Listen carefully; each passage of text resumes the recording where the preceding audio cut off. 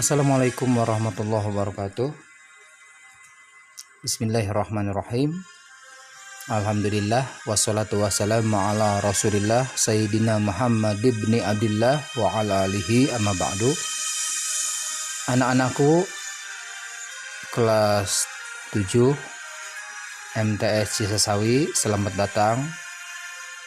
Kali ini Bapak akan menyampaikan tentang materi matsama yang berjudul kepemimpinan atau leadership. Kepemimpinan atau leadership ini berasal dari kata pemimpin. Nah, kata pemimpin ini pun di dalam Al-Quran banyak sekali disebutkan. Salah satunya adalah di dalam surat Al-Maidah. A'udzubillahi minasyaitonirrajim. Ya ayyuhalladzina amanu la tattakhidhul yahuda wan nasara auliya'a, yang artinya, hai orang-orang yang beriman, janganlah kalian menjadikan orang Yahudi dan Nasrani sebagai pemimpin. Kemudian di dalam hadis juga disampaikan, kullukum ra'in wa kullukum mas'ulun an ra'iyatih, yang artinya setiap kamu adalah pemimpin dan setiap kamu akan diminta pertanggungjawabannya atas kepemimpinannya. Hadis riwayat Ahmad. Jadi di dalam agama kita, agama Islam, bahwa konteks kepemimpinan atau konteks pemimpin itu sangat perlu sekali dan memang diajarkan di dalam Islam.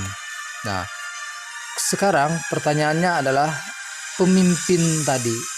Jadi berawal dari kata pemimpin. Apa itu pemimpin?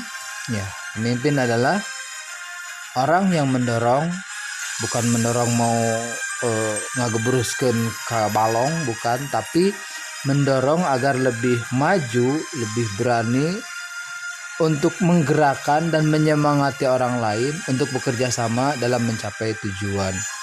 Jadi memimpin adalah orang yang memberikan semangat, memberikan motivasi, menggerakkan anggotanya supaya terus bersemangat untuk mencapai tujuannya. Sedangkan kepemimpinan itu artinya adalah proses saling mempengaruhi antara pemimpin dan pengikutnya atau anggotanya untuk mencapai tujuan organisasi. Yang kedua adalah kemampuan untuk mempengaruhi dan menggerakkan orang lain guna mencapai tujuan yang dimaksud. Jadi kepemimpinan adalah kesatuan di dalamnya.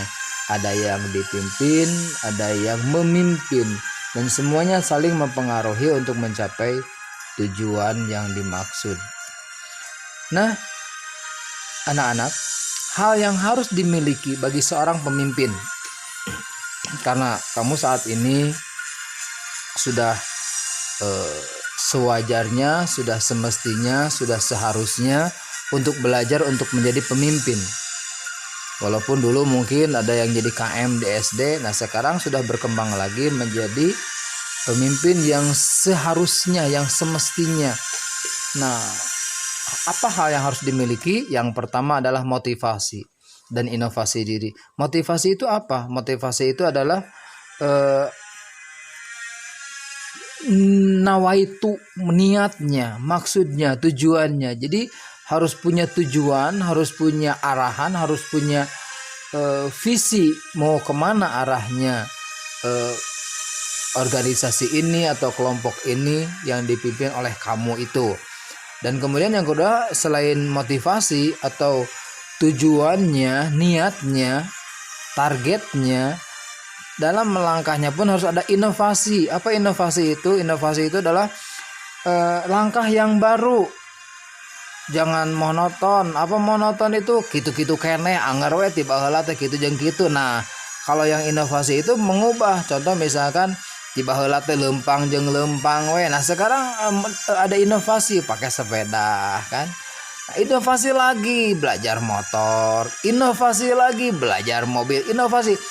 Nah, konteks inovasi tersebut disebut out of the box. Apa itu out of the box? Out of the box itu adalah keluar dari kebiasaan, keluar dari kardus asal nama, tapi di bahasa lain kan menjadi berbeda dari kebiasaan. Maka sang juara itu bukan berarti dia bisa melakukan yang terbaik, tetapi sang juara itu bisa melakukan sesuatu yang berbeda.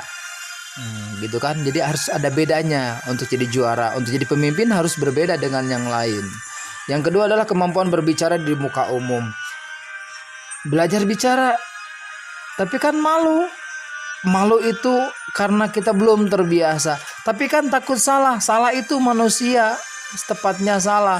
Sekali dua kali kesalahan kita perbaiki. Tidak ada manusia yang tidak memiliki kesalahan. Siapapun itu, yang baru belajar bicara ataupun sudah mahir berbicara, tetap kesalahan itu selalu ada. Tetapi bagaimana kita memperbaikinya? Yuk mulai memberanikan diri. Kalau disuruh ke depan, cepat ke depan, berani saja bicara di muka umum. Nanti kan disurahkan, justru yang nyurahkan yang nggak ngerti bahwa dia tidak akan pernah maju, karena menyurahkan hanya jadi penonton bukan jadi pemain. Hebat keneh jadi pemain daripada jadi penonton, betul atau betul? Nah itu. Yang ketiga adalah berbagi pengetahuan. Jadi seorang pemimpin harus memiliki pengetahuan yang lebih daripada yang dipimpinnya, anggota-anggotanya. Kemudian pengetahuan tersebut dibagikan kepada anggota-anggotanya. Untuk apa? Untuk memotivasi bawahannya supaya harus begini ternyata supaya menjadi lebih baik. Harus begitu ternyata cara mengerjakannya. Pemimpin memberitahukannya. Dan yang keempat adalah keinginan melakukan perubahan dan perbaikan. Setiap pemimpin pasti berpikir, apa yang harus diperbaiki? Asa ada yang kurang ini teh. Apa yang harus dibetulkan? Masih ada yang salah ini. Misalnya, contoh, tempat sampah ini kayaknya nih tidak bisa menampung, bikin tempat sampah yang gede. Sapu ini kayaknya enggak enak nih, kayaknya gagangnya kurang panjang, ditambah gagangnya. Pokoknya selalu berpikir melakukan perubahan untuk lebih baik dan lebih maju. Tidak gitu-gitu dan gitu. Nah, yang kelima adalah sikap pantang menyerah, dan ini ada yang kelewat, dan tidak putus asa. Seorang pemimpin dibiasakan untuk pantang menyerah. Siapa yang tidak mudah menyerah, maka dia adalah calon-calon pemimpin di masa depan. Amin. Amin lah. Jangan diam aja. Nah, jadi sikap pantang menyerah ini, sikap tidak mudah putus asa ini adalah contoh seorang pemimpin atau hal yang harus dimiliki oleh seorang pemimpin. Gagal, coba lagi. Gagal, coba lagi. Gagal, coba lagi. Tapi olah angar-angar keneh wae. Gagal, coba lagi. Kitu jeung kitu carana teh nya moal aya kamajuan.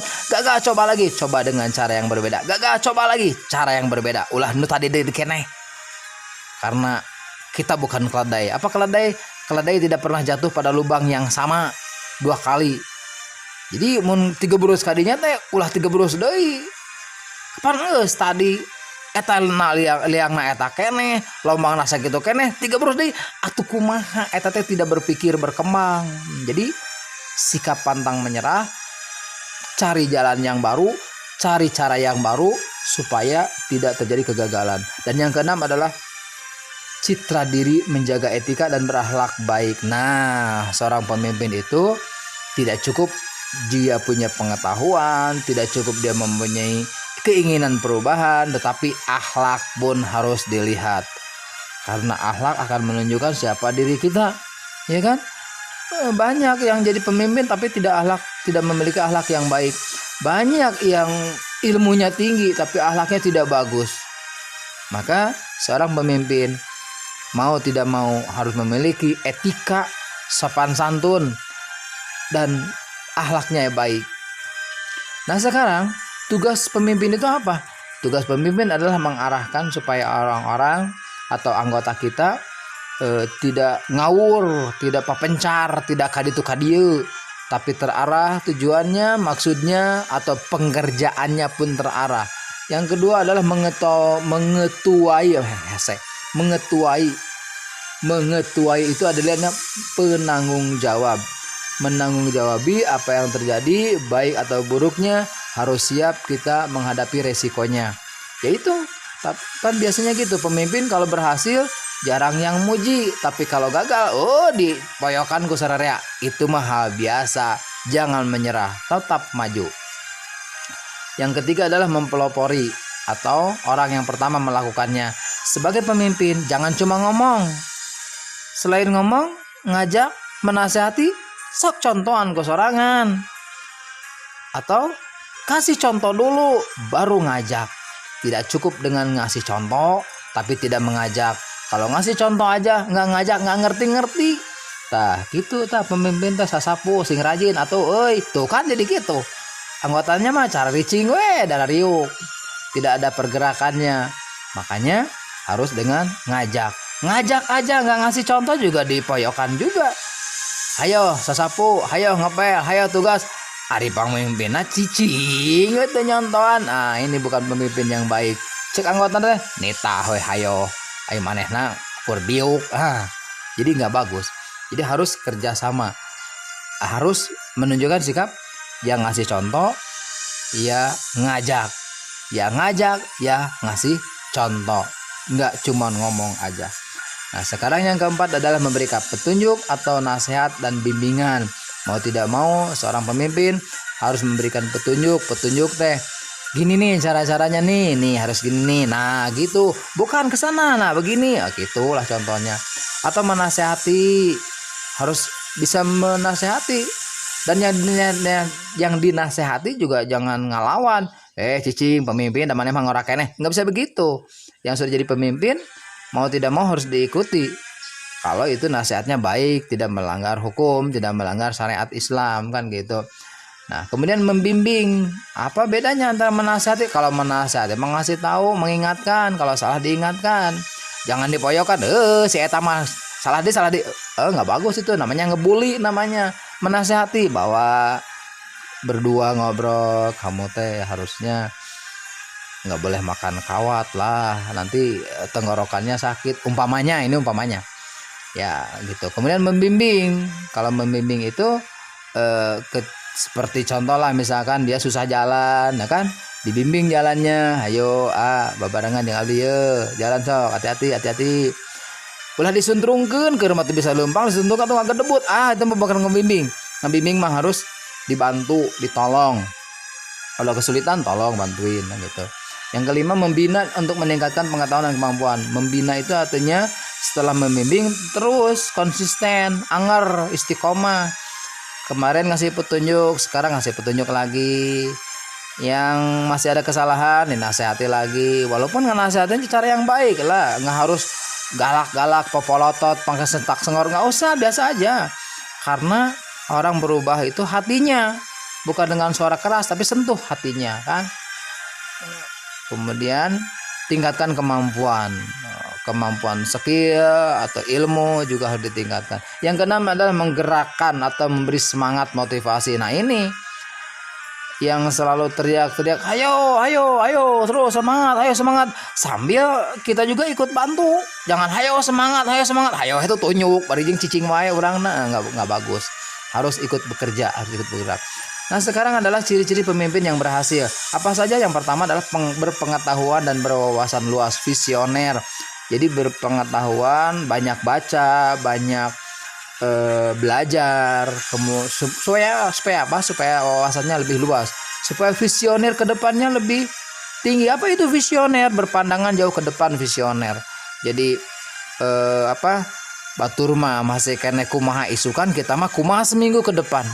Gimana sebulan ke depan? Ini sekarang lagi COVID seperti gini. Ini kira-kira sampai kapan? Harus punya prediksi.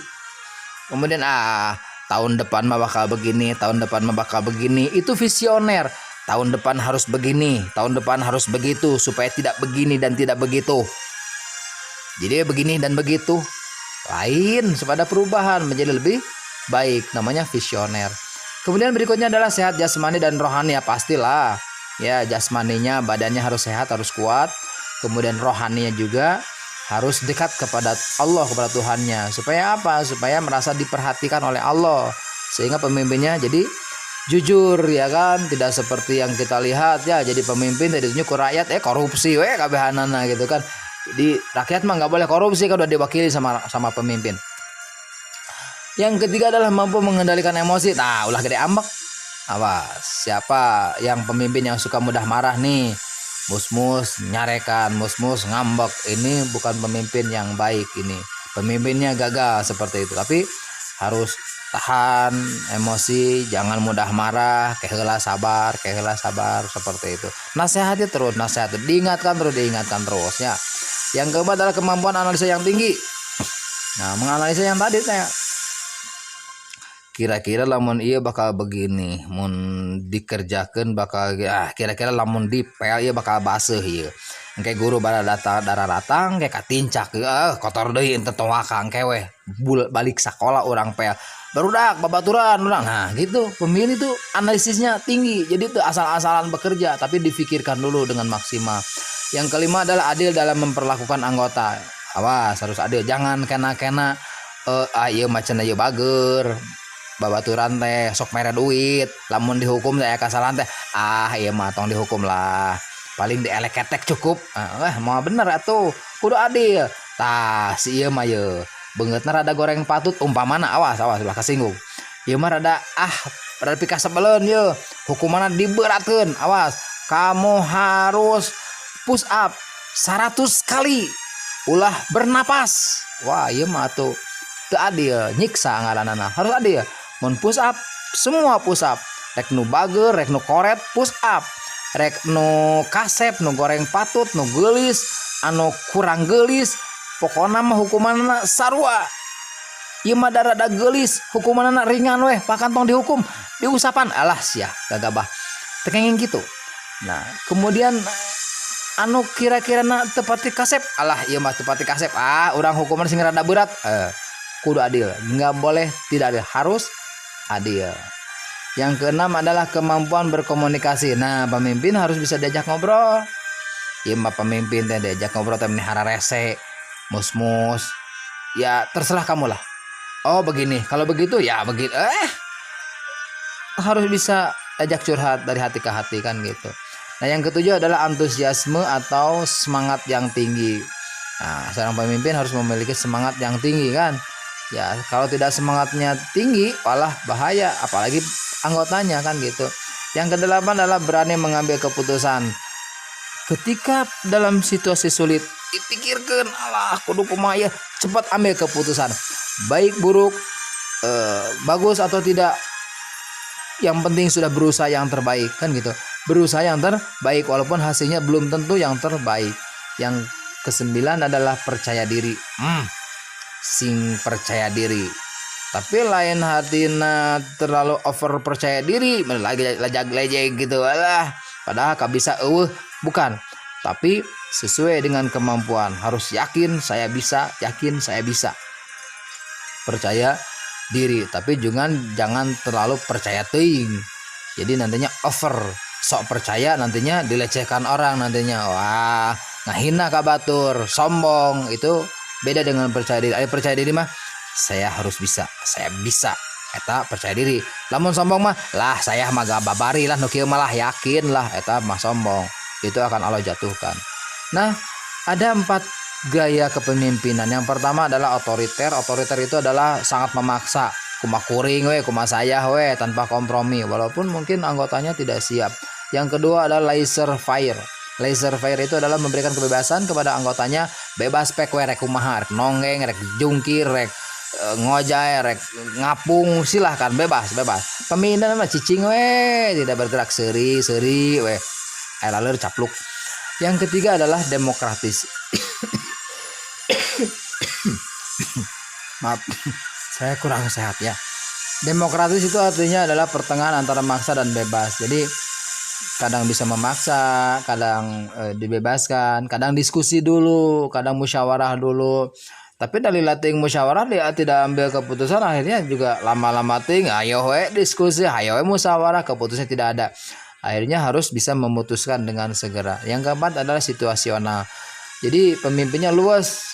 Ada saatnya memang harus tegas, ada saatnya harus lembut, ada saatnya ada saatnya keras, ada saatnya lunak. Jadi luas, situasional. Nah, dari sini pemimpin harus banyak berpikir. Ya kira-kira pantas di tongwaka keras ting kalau mulai lah kan biasa aja dulu. Anggar keneh wae, rada naik nih sedikit nih. hukumannya atau nasihatnya agak tegas sedikit. Nah, anggar keneh wae mulai reda keras ieu mah tegas, trok bukan ditakol tapi ketok palunya. Mulai saat ini harus tegas, nah seperti itu ya. Jadi itu adalah 4 gaya kepemimpinan. Jadi otoriter, laissez-faire, demokratis, dan situasional. Mana yang terbaik? Ya tadi silahkan dipertimbangkan oleh kamu semua anak-anakku. Ada yang situasional, tapi mungkin nomor 2 malah laissez-faire-nya asa kacidateuing. Nah demikian saja yang dapat Bapak sampaikan. Mohon maaf atas segala kekurangan. Mudah-mudahan bermanfaat dan bisa kamu amalkan, dan mudah-mudahan kamu semua bisa jadi pemimpin di masa depan untuk menjadi lebih baik. Dan demikian, alhamdulillah telah sampai pada penghujung. Terima kasih. Wassalamualaikum warahmatullahi wabarakatuh.